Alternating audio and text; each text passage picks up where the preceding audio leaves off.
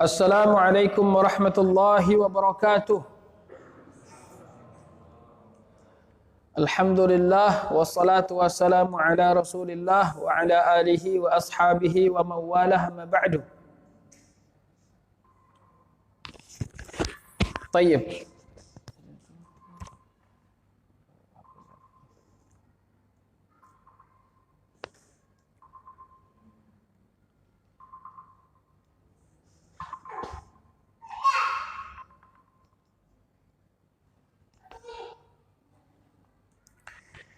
Tayyib.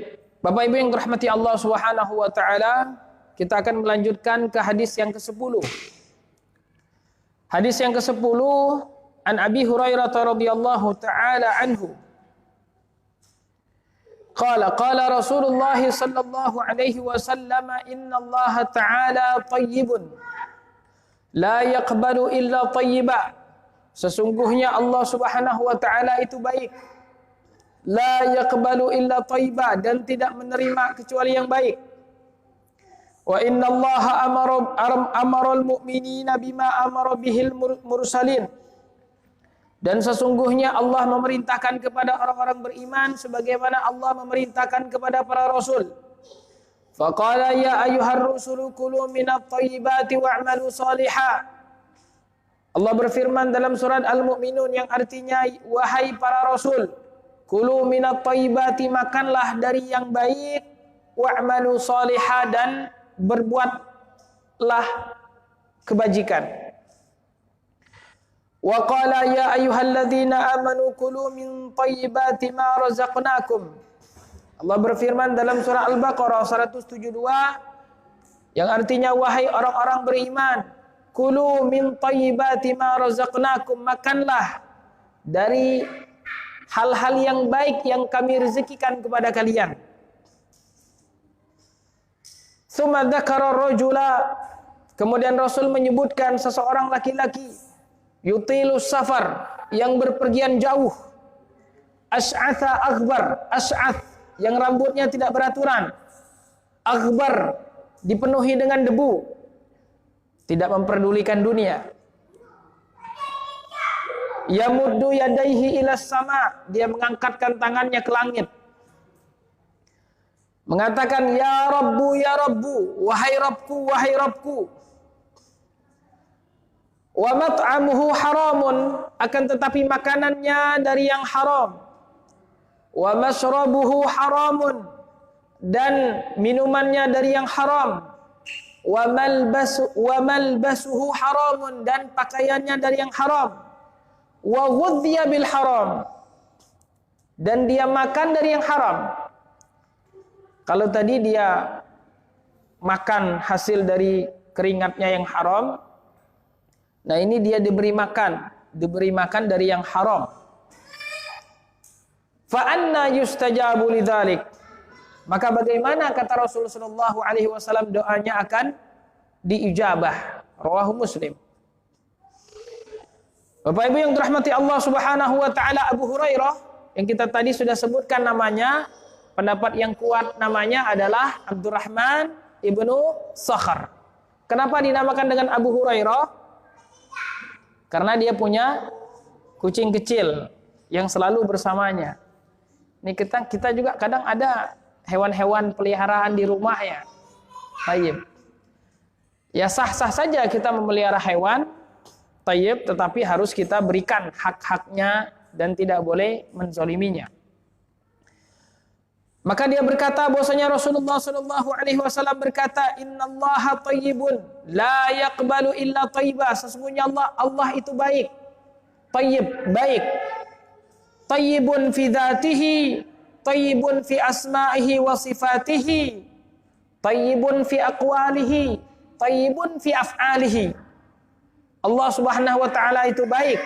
Zatnya, nama-namanya, sifat-sifatnya, perbuatannya dan juga seluruh kalamnya adalah baik. Jadi perbuatan Allah itu semuanya baik. Ketika Allah mentakdirkan kita hal yang menurut kita itu buruk, tapi perbuatan Allah itu baik. Jadi tidak dinisbatkan kepada Allah perbuatan yang buruk kepada Allah. Tidak boleh kita nisbatkan, karena semua perbuatan Allah itu baik. Perkataan Allah, kalam Allah, Taurat, Injil, Zabur, Al-Quran, semuanya kebaikan. Begitu juga nama-namanya, Al-Asma'ul Husna. Husna itu adalah ismu tafdhil dari ahsan, nama-nama yang baik. Begitu juga sifat-sifat Allah, maha hidup, tidak mati, berdiri sendiri, tidak bergantung kepada makhluknya. Allah maha mendengar, tidak tuli. Allah maha melihat, tidak buta. Semua disifatkan adalah sifat-sifat yang baik. Tapi tentu mensifati Allah Subhanahu wa taala tidak boleh sembarangan. Tidak seperti kita misalnya mensifati teman kita siapapun dari manusia dan makhluk. Kita mensifati Allah Subhanahu wa taala harus sesuai dengan apa yang Allah sifatkan tentang dirinya di dalam Al-Qur'an dan apa yang disifatkan oleh Rasulnya di dalam hadis-hadis. Jadi tidak boleh kita memberikan sifat-sifat kepada Allah dengan sifat-sifat dari kita sendiri, atau menamakan Allah dengan nama-nama dari kita sendiri. Tidak boleh. Tayyib. Nah, inilah kesalahan-kesalahan kelompok Ahlul Kalam yang mereka tidak menerima sifat-sifat Allah Subhanahu wa taala. Kalaupun mereka menerima, hanya menerima sebagian sifat-sifat itu, sebagian sifat-sifat saja, sebagaimana yang kita ketahui sifat 20. Sifat 20 ini tersebar. Ini kalau kita di bangku SD, SMP, SMA, kalau ada pelajaran agamanya, pelajaran agama, materi agamanya apa kira-kira? Ya sifat 20. Nggak tahu sekarang. Begitu juga di MTS, di MA, bahkan di kampus-kampus, itu yang diajarkan. Menjadi kurikulum negara. Padahal ini adalah akidahnya Asy'ariyah. Akidah Asy'ariyah adalah akidah mentakwil sifat-sifat Allah Subhanahu wa taala. Yang menurutnya sifat ini tidak pantas dinisbatkan kepada Allah. Karena kalau disifatkan kepada Allah, nanti kita katanya menyerupai Allah dengan makhluknya. Maka mereka menerima dan menolak sifat ini sesuai dengan akal mereka. Makanya mereka disebut dengan Ahlul Kalam. Kebanyakan kalam, kebanyakan berdebat, menimbang kebenaran itu dengan akal mereka, dengan ilmu mantik yang mereka pelajari. Makanya kita tidak boleh belajar ilmu mantik ini. Kenapa? Karena digunakan untuk menolak sifat-sifat Allah Subhanahu wa taala. Kita akidah salafus saleh. Akidah para sahabat dan para tabi'in. Akidah Abu Hanifah, akidah Imam Malik, akidah Imam Syafi'i dan akidah Imam Ahmad, mereka tidak mentakwil. Rasulullah tidak mentakwil, para sahabat tidak mentakwil, para tabi'in tidak mentakwil. Imam yang 4 tadi tidak mentakwil. Tidak ada takwil. Kalau mereka enggak ditakwil. Takwil ini adalah tafsir dari diri mereka sendiri untuk menghindari tasbih katanya. Untuk menghindari tajsim katanya. Niatnya baik. Tapi lagi-lagi caranya salah. Niatnya baik mereka untuk menghindari dari tajsim, tasbih, tapi kemudian caranya salah. Maka kemudian istiwa mereka maknai dengan makna istaula. Istiwa itu maknanya adalah Allah Subhanahu wa taala Maha Tinggi. Tapi mereka maknai dengan makna Allah berkuasa. Jadi Ar-Rahmanu 'alal 'arsy istawa, Allah berkuasa atas arsy. Allah berkuasa atas segala-galanya, bukan hanya arsy saja. Tayyib. Begitu juga sifat sama. Allah di atas langit. Jangan katakan Allah di atas langit katanya. Anda mujassim nanti. Tayyib, ya akhi, Allah Subhanahu wa taala katakan aamintu man fis sama. Tayyib. Sahih wala la? Tayyib. Kemudian ketika Muawiyah ibnu Hakam menampar budaknya perempuan dan dia merasa bersalah telah menampar budak tersebut dan dia kemudian mendatangi Nabi sallallahu alaihi wasallam menyampaikan niatnya untuk membebaskan budak tersebut. Kemudian Nabi sallallahu alaihi wasallam, "Ji'ni iyah." Datangkan budak tersebut. Nabi sallallahu alaihi wasallam bertanya kepada budak tersebut, ingin mengetes, menguji Apakah budak tersebut beriman? Kalau budak tersebut beriman, merdekakan. Karena membebaskan budak itu syaratnya harus budak yang beriman. Kata Nabi SAW, Aina Allah? Budak tersebut menjawab, Fis sama. Waman ana? Siapa saya? Anta Rasulullah SAW. A'tiqha fa innaha mu'minah. Bebaskanlah dia karena dia adalah seorang mukminah. Ini Nabi SAW sendiri mengatakan di Aina Allah. Kalau mereka enggak boleh kita nyebut mengatakan Aina Allah, di mana Allah itu enggak boleh katanya. Ini mengandung makna tajsim.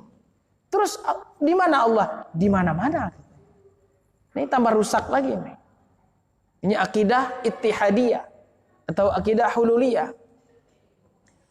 Ya akhi, Allah fis sama bukan berarti maknanya Allah di atas langit seperti misalnya ini HP di atas meja, bukan. Ini kalau Anda memaknai di atas Allah di atas langit seperti HP di atas meja, ini berarti Anda menyerupakan Allah dengan makhluknya. Kita tidak memaknai itu, tidak memaknai demikian. Fis sama kata para ulama itu mengandung dua makna. Yang pertama adalah mutlaqul ulu. Fi di sini maknanya adalah dzarfiyah. Fis sama, Allah SWT Maha tinggi. Seperti Allah SWT Maha besar. Allah Maha agung. Allah Maha tinggi. Dan juga fis sama di sini maksudnya adalah Allah Subhanahu wa taala di atas seluruh makhluknya. Nah, ini namanya uluwul dzat. Nah, ini mereka tidak menerima uluwul dzat. Kalau tadi uluwul mutlak mereka menerima. Tetapi untuk uluwul dzat mereka tidak menerima. Ya akhi, kita hanya menetapkan sebagaimana yang Allah tetapkan. Allah yang menetapkan demikian. Bahwasanya zat Allah Subhanahu wa taala di atas seluruh zat makhluknya. Tayyib. Dan tidak boleh kita menanyakan bagaimana tidak boleh. Kenapa demikian? Pertama karena memang itu hal sesuatu yang dilarang berkaitan dengan nama-nama dan sifat-sifat Allah Subhanahu wa taala. Kita hanya cukup berhenti apa yang disebutkan di dalam nas. Secara nas tidak ada. Ayat dan hadis tidak ada yang menjelaskan bagaimana semua sifat Allah, tidak ada yang menjelaskan bagaimana. Bagaimana Allah melihat, bagaimana Allah mendengar, tidak ada nas yang menyampaikan demikian. Dan kita tidak akan bisa sampai kepada sesuatu tersebut kecuali melewati nas tadi. Tayyib. Dan kalaupun mau diusahakan dengan pikiran kita, tidak akan sampai kita kepada hakikat sifat Allah Subhanahu wa taala. Hakikat ruh saja kita tidak tahu. Hakikat ruh kita, apalagi hakikat sifat Allah Subhanahu wa taala. Maka cukuplah kita menetapkan apa yang ditetapkan oleh Allah dan Rasulnya di dalam Al-Quran dan Sunnah, tanpa kita menyerupakan dengan makhluknya, tanpa tajsim, tanpa tasbih, tanpa tamtsil, dan kita menafikan apa-apa yang tidak pantas untuk Allah Subhanahu wa taala, tapi tanpa kita menolak sifat-sifat yang disebutkan Allah dalam Al-Quran. Nah, mereka ini ingin mensucikan Allah, tapi apa? Kelewatan, mensucikannya kelewatan. Mensucikannya sampai kemudian tidak menerima sifat-sifat yang menurut mereka itu tajsim itu tadi. Maka mereka takwil kan. Tayyib. Yadun, tangan Allah, bal yadahu mabsutatani yunfiqu kaifa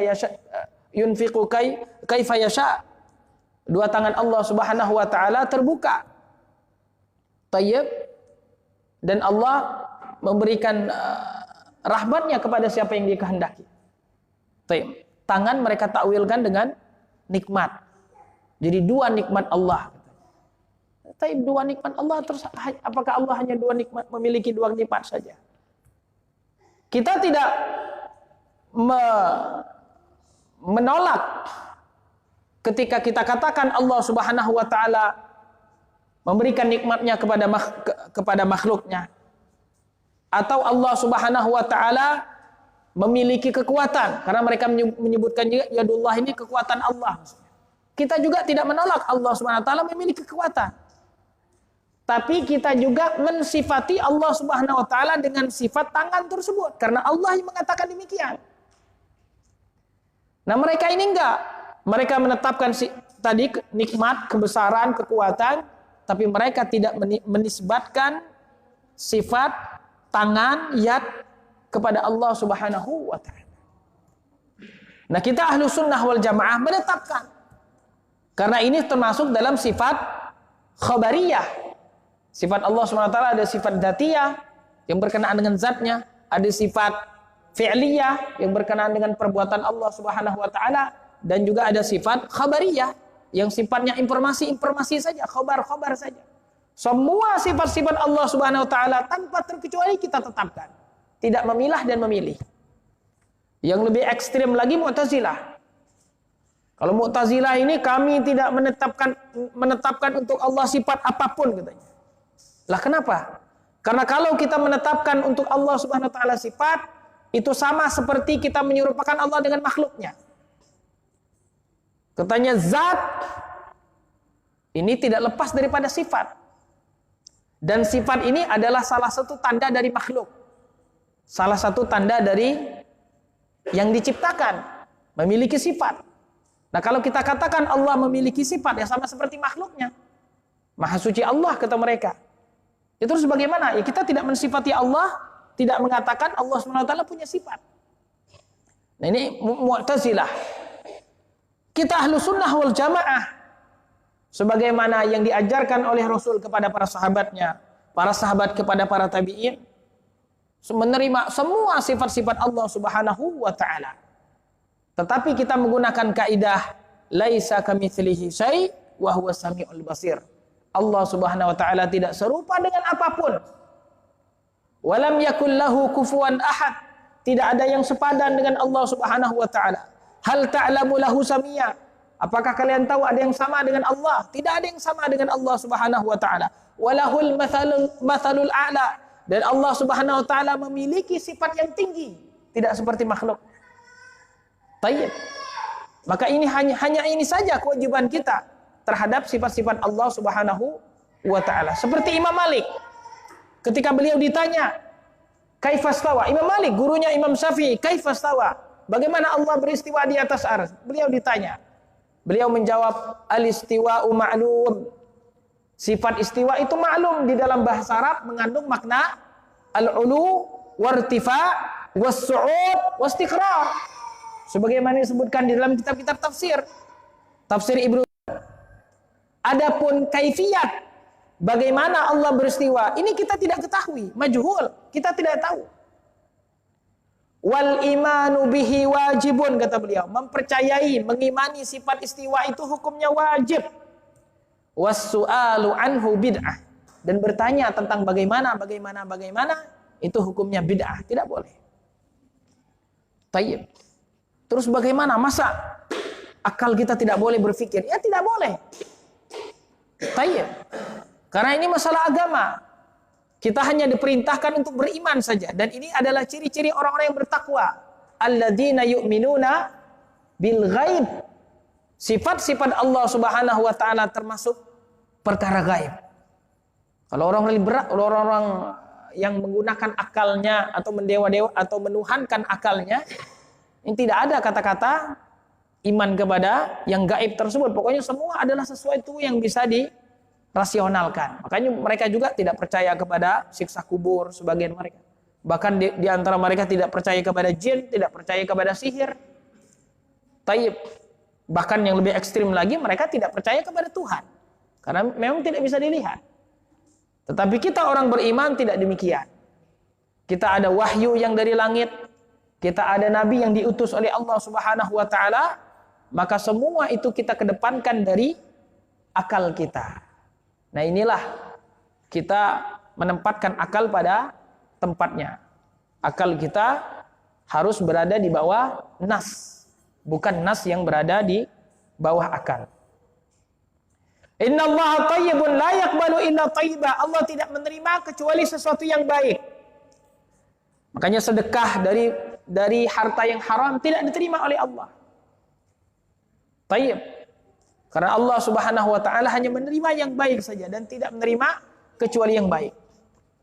Ibadah kita juga kalau bercampur dengan kebid'ahan, ibadah kita bercampur dengan kebid'ahan, maka dia tidak diterima oleh Allah Subhanahu wa taala. Karena bid'ah itu bukan sesuatu yang baik. Allah hanya menerima sesuatu yang baik saja. Ibadah kita bercampur dengan kesyirikan juga tidak diterima oleh Allah Subhanahu wa taala. Karena Allah hanya menerima ibadah yang murni hanya untuk dirinya. Kalau bercampur dengan kesyirikan tidak diterima oleh Allah Subhanahu wa taala. Begitu juga ibadah-ibadah kita yang lain, salat kita. Kalau sesuai dengan syarat dan rukunnya diterima oleh Allah. Kalau tidak sesuai dengan syarat dan rukunnya tidak diterima oleh Allah. Puasa kita, zakat kita, haji kita, kurban kita. Ketika kita berkurban, tidak boleh kita memilih hewan yang terdapat cacat yang disebutkan di dalam hadis tersebut. Buta yang jelas butanya, pincang yang jelas pincangnya, kemudian kurus yang jelas kurusnya, kemudian yang sakit yang jelas sakitnya. 4 aib tersebut kalau ada di dalam hewan kurban kita, tidak diterima kurban kita oleh Allah Subhanahu wa taala. Innallaha thayyibun la yaqbalu illa thayyibah. Jadi tidak ada istilah kata siapa pendekar zaman dahulu itu, si Jampang itu apa? Itu ngerampok uang dari penjahat, kemudian uangnya diserahkan kepada fakir miskin. Dan tidak ada. Innallaha thayyibun la yaqbalu illa thayyibah. Saya bisnis riba. Terus saya nggak ngambil bunganya. Atau saya nggak ngambil denda yang saya berikan kepada peminjam. Saya hanya mengambil uang saya saja. Nah, terus ribanya di mana? Ya, saya sedekahkan. Tidak diterima oleh Allah Subhanahu wa taala. Innallaha thayyibun la yaqbalu illa thayyibah. Wa innallaha amaral mu'minina bima amara bihil mursalin. Allah memerintahkan kepada orang-orang beriman sebagaimana memerintahkan kepada para rasul. Rasul adalah man bu'itha bi syari'atin mustaqillah. Itu definisi rasul. Man bu'itha bi syari'atin mustaqillah, itulah rasul. Rasul itu adalah siapa yang diberikan syariat tersendiri. Itu rasul. Kalau nabi, man bu'itha bi syari'atin sabiqah. Kalau nabi, dia diberikan syariat, tapi syariat ini syariat nabi terdahulu, nabi sebelumnya. Jadi kalau nabi itu sifatnya hanya meneruskan. Tayyib. Kalau rasul, dia diberikan syariat tersendiri. Kalau nabi diperintahkan oleh Allah Subhanahu wa taala, diberikan wahyu oleh Allah Subhanahu wa taala, tapi dia tidak diperintahkan untuk menyampaikan syariat tersebut. Jadi dia mendapatkan wahyu untuk dirinya sendiri. Ya seperti Nabi Khidir misalnya. Tapi kalau rasul, dia diberikan wahyu dan juga dia diperintahkan untuk menyampaikan risalah tersebut. Itu rasul.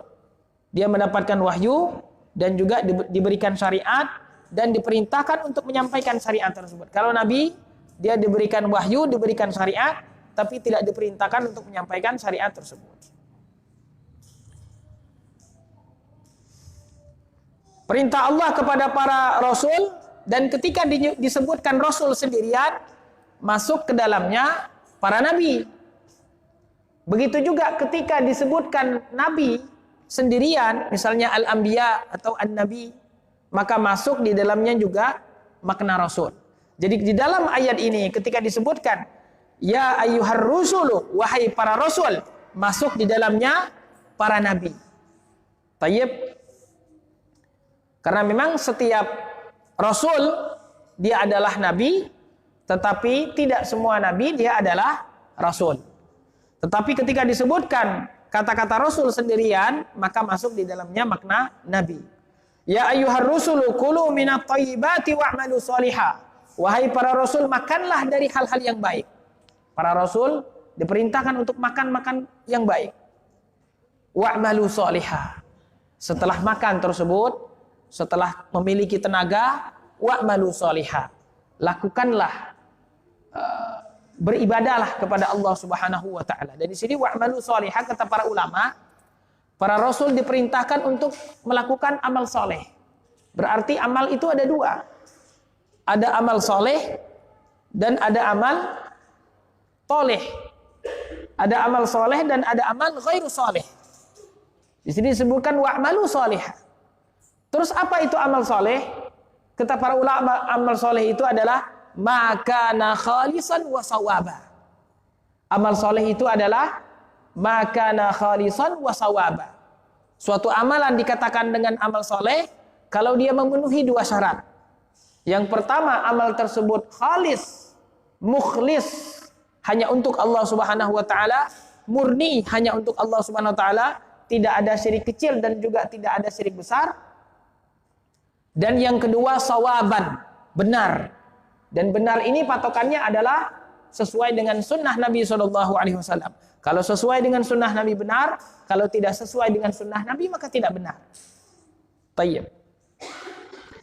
Wa qala ya ayyuhalladzina amanu kulu minat thayyibati ma razaqnakum, dan Allah perintahkan orang-orang beriman juga dengan perintah yang sama. Kulu min thayyibati, makanlah dari hal-hal yang baik. Ma razaqnakum, dari apa yang kami rezekikan kepada kalian. Nah, jadi dua ayat ini, ayat pertama menjelaskan perintah Allah kepada para nabi agar makan makanan yang baik. Begitu juga di ayat yang kedua ini Allah perintahkan kepada orang-orang beriman agar makan makanan yang baik. Kemudian Rasul menjelaskan tentang akibat pengaruh dari makanan tersebut. Kata Nabi SAW, "Tsumma dzakara", Rasul ini perkataan Abu Hurairah ya, "Tsumma dzakara rajula yutilus safara." Dan kemudian Rasul SAW menyebutkan ada seseorang laki-laki yang dia melakukan perjalanan jauh. Perjalanan jauh, musafir. Dan safar itu adalah salah satu penyebab diijabahnya, dikabulkannya doa kita oleh Allah Subhanahu wa taala. Hadis Nabi SAW dalam riwayat Ahmad, "Thalathu da'awatin la syakka fihinna." Ada 3 doa yang tidak diragukan akan diijabah oleh Allah Subhanahu wa taala. Da'watul musafiri, da'watul mazlumi, da'watul musafiri, wa da'watul walidi ala walidihi. Doa yang pertama adalah doa orang yang terzalimi, sebagaimana dalam hadis lain, wattaqi da'watal mazlum, hati-hati dengan doa orang yang terzalimi, karena doa orang yang terzalimi akan diijabah oleh Allah Subhanahu wa taala.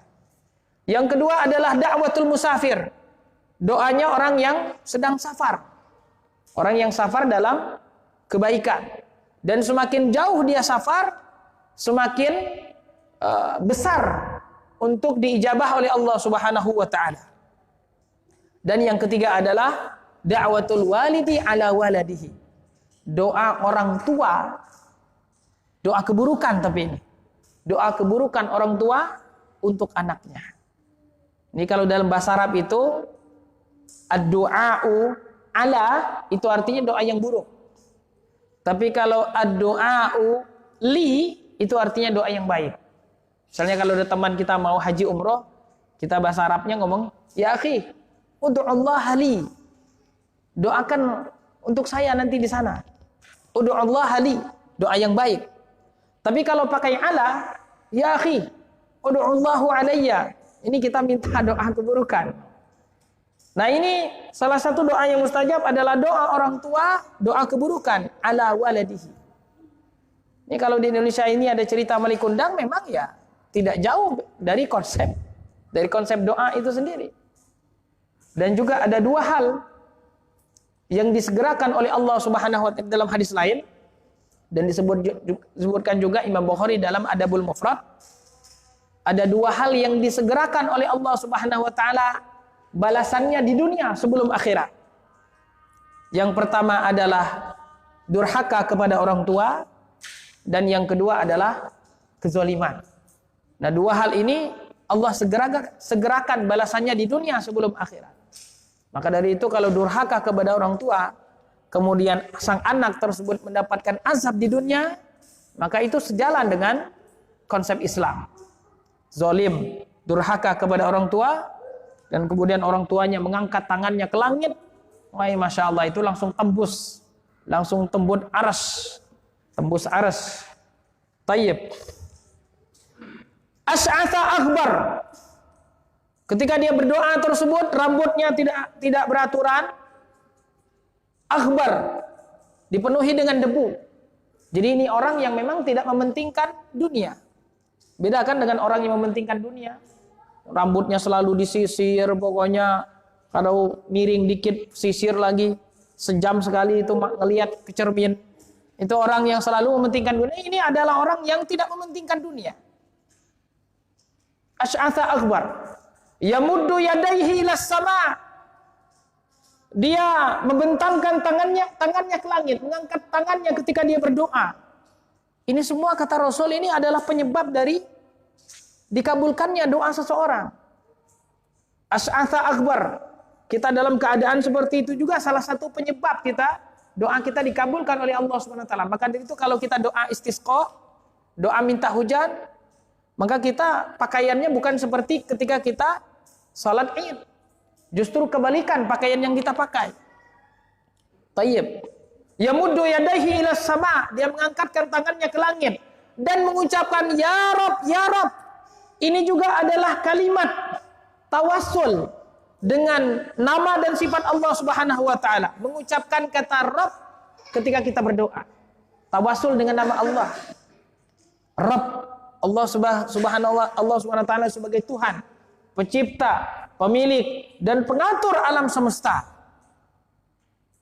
Tayyib. Ya Rabb, ya Rabb. Jadi ini semua adalah penyebab seseorang dikabulkannya doanya oleh Allah Subhanahu wa taala. Tapi tak kala dia berdoa, justru kata Nabi sallallahu alaihi wasallam, doanya tidak dikabulkan oleh Allah. Sebabnya apa? Wa mat'amuhu haramun, makanannya haram. Baik makanan tersebut tayyib haram karena memang zatnya haram.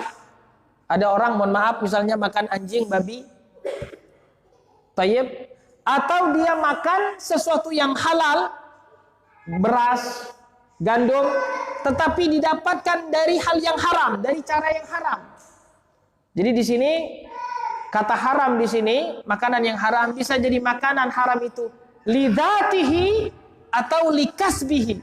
Karena makanan itu sendiri haram atau makanan itu secara hukum dia tidak haram, tetapi didapatkan dengan cara yang haram.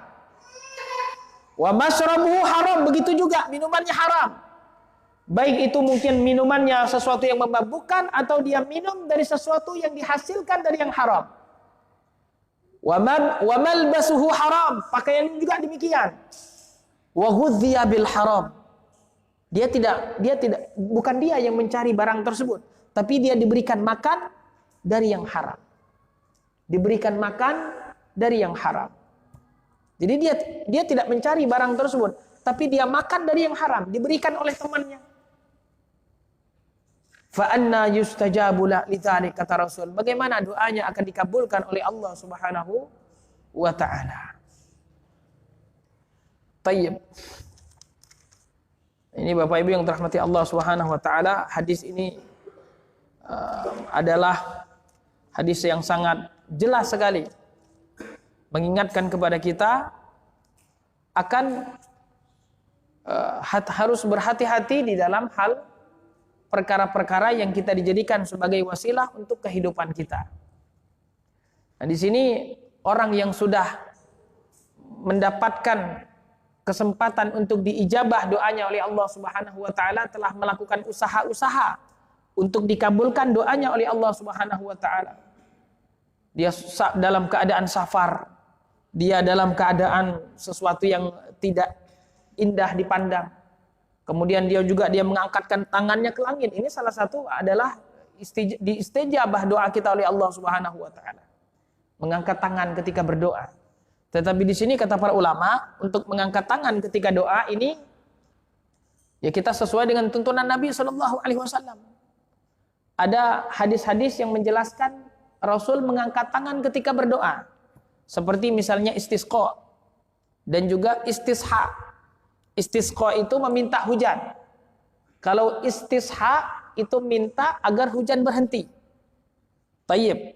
Itu Rasul Shallallahu Alaihi Wasallam pernah pada saat khutbah Jumat didatangi oleh laki-laki yang meminta kepada Rasul agar berdoa meminta hujan.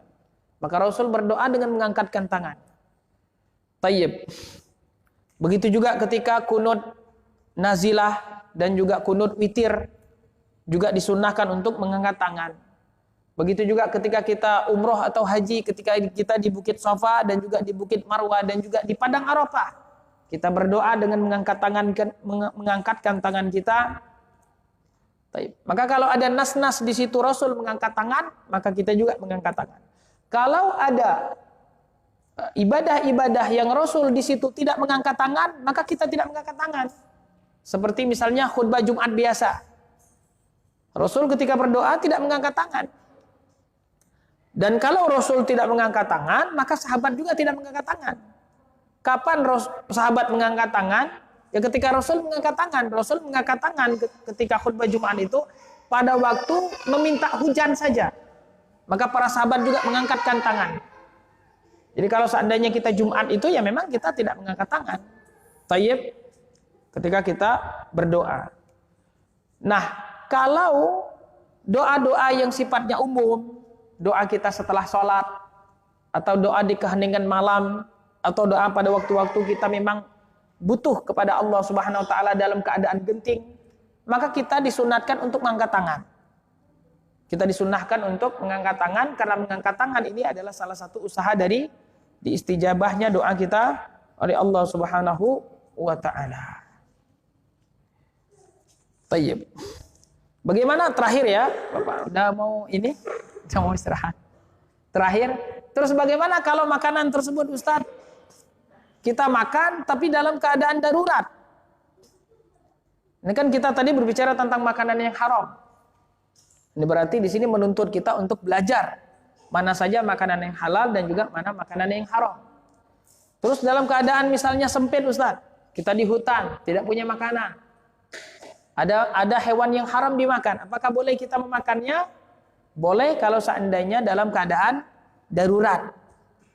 Karena dalam kaidah fikih itu la muharrama ma'at tirarin wala wajiba ma'al ajzi. Tidak ada keharaman kalau seandainya keadaannya darurat. Dan tidak ada beban kewajiban kalau seandainya kita tidak mampu. Tetapi kata para ulama, darurat itu ada ukurannya. Ukurannya adalah kalau seandainya sudah bisa menghilangkan darurat tersebut, maka kita harus berhenti. Jadi kalau kita pun makan misalnya makanan haram misalnya, ya udah kira-kira kalau kira-kira kita tidak mati lagi, ya udah selesai. Jangan nanti dibuat sate, dibuat lempah kuning, dibuat dan lain sebagainya. Ini doyan, itu bukan darurat lagi. Terus bagaimana kalau minuman? Kalau minuman ini khamar misalnya, kata para ulama, khamar itu tidak bisa dijadikan untuk menghilangkan darurat. Kenapa?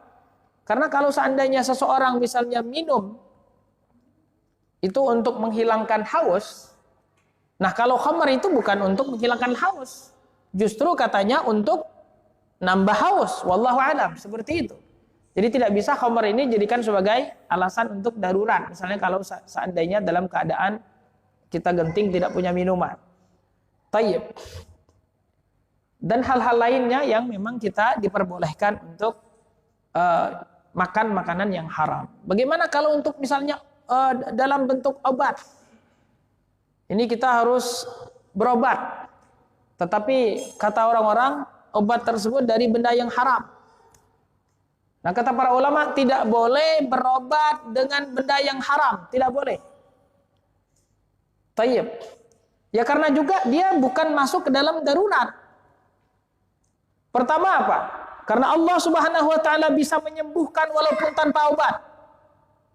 Dan kalaupun dia sudah makan benda yang haram tersebut dengan alasan berobat pun dan belum tentu juga pasti akan sembuh.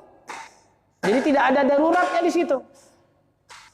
Maka berobat dengan benda yang haram, fatwa para ulama, Syekh Ibnu Utsaimin rahimahullahu taala tidak boleh. Dan juga ada hadisnya dari Nabi sallallahu alaihi wasallam, tidak boleh kita berobat dengan sesuatu yang haram. Baik. Mungkin kita cukupkan sampai di sini. Kalau ada pertanyaan mungkin silakan.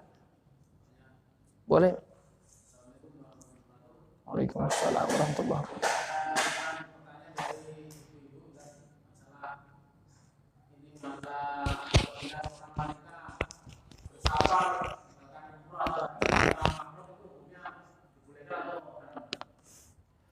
Baik, bismillah.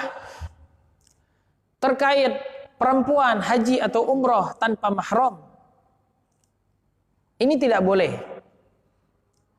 Karena perintah haji dan umroh adalah perintah yang disebutkan oleh Allah Subhanahu wa taala secara khusus dengan istilah istita'ah, kemampuan. Begitu juga Nabi SAW dalam hadis Jibril juga disertai dengan kemampuan. Artinya karena memang banyaknya masyaqqah, halangan, dan juga sesuatu yang harus kita penuhi di dalam haji dan umrah, maka Nabi SAW mengatakan wa tahujjal baita in istata'ta ilaihi sabila. Kalau engkau mampu. Kalau dalam Al-Qur'an, walillahi 'alan nasi hajjul baiti man istata'a ilaihi sabila. Istita'ah, kemampuan. Dan kemampuan ini ada yang sifatnya kemampuan pada badan kita, kemampuan pada harta kita. Jadi bukan hanya sekedar kemampuan itu pada uang saja. Ini saya Ustaz sudah mampu, iya. Tapi ada sesuatu yang lain yang harus kita penuhi. Dan khusus untuk perempuan disyaratkan memiliki mahram. Ini syarat khusus untuk perempuan memiliki mahram dan tidak boleh tanpa mahram. Apakah umrah dan hajinya sah? Sah, tapi tidak boleh. Jadi dia tetap jatuh kepada perkara yang diharamkan. Hadis Nabi SAW, la yahillu limra'atin tu'minu billahi wa rasulihi. Tidak halal bagi seorang perempuan yang beriman kepada Allah. Yang beriman kepada Allah. Dia safar 1 hari 1 malam tanpa mahram. 1 hari 1 malam tanpa mahram. Tidak boleh. Apalagi sampai 3 hari, apalagi sampai seminggu, apalagi sampai lama waktunya. Ya karena kita juga tahu Bapak Ibu yang dirahmati Allah, perempuan adalah makhluk yang lemah. Tayyib. Yang kita tidak tahu di dalam safar tersebut hal-hal yang dia hadapi. Iya kalau seandainya misalnya pulang aman-aman saja. Tapi kalau pulang sudah terluka, pulang kemudian hartanya dirampas, pulang kemudian menjadi fitnah dan lain sebagainya, ini yang dikhawatirkan. Ini mudarat yang dihindari oleh syariat Islam. Maka dari itu Islam mensyaratkan mahram untuk perempuan. Dan kalau seandainya tidak punya mahram, maka berarti kita belum sanggup untuk melakukan haji atau umrah tersebut. Dan kita tidak akan dihukum oleh Allah Subhanahu wa taala karena kita tidak mampu. Tidak akan dihukum oleh Allah Subhanahu wa taala karena syarat kita belum terpenuhi. Karena ini adalah perintah Allah. Umrah dan haji dengan mahram bagi perempuan ini adalah perintah Rasul sallallahu alaihi wasallam. Maka tidak mungkin Allah menghukum kita gara-gara kita tidak haji dan tidak umrah. Tayyib. Ya bilang aja mau jalan-jalan ibu-ibu. Tayyib. Allah Subhanahu wa taala dan Rasulnya melarang. Ya kalau mau jalan-jalan lain cerita. Tayyib. Terus mahramnya siapa? Mahramnya suami, bapaknya, saudaranya. Jadi harus menyiapkan biaya untuk 2 orang. Ya demikianlah. Tayyib. Syukur-syukur kalau mahramnya tersebut ada biaya sendiri. Kalau tidak, biaya tersebut ditanggung oleh perempuan tadi. Tayyib. Barakallahu fikum. Baik. Kalau sudah sunyi senyap, kita cukupkan sampai di sini. Tayyib. Baik, mungkin kita cukupkan sampai di sini ya, Bapak-bapak yang dirahmati Allah, ibu-ibu juga. Kita tutup dengan kafaratul majlis. Subhanakallahumma rabbana wa bihamdika asyhadu an la ilaha illa anta astaghfiruka wa atubu ilaik. Assalamualaikum warahmatullahi wabarakatuh.